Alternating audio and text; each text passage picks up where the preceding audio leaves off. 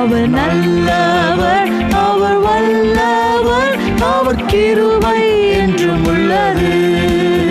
முன் சென்றாரே அவர் நல்லவர், அவர் கிருபை என்றும் உள்ளது.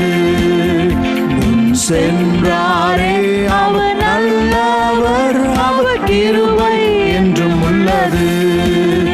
தேவ கிருபை என்றும் உள்ளது, அவர் கிருபை என்றும் உள்ளது. அவரை போற்றி துதித்து பாடி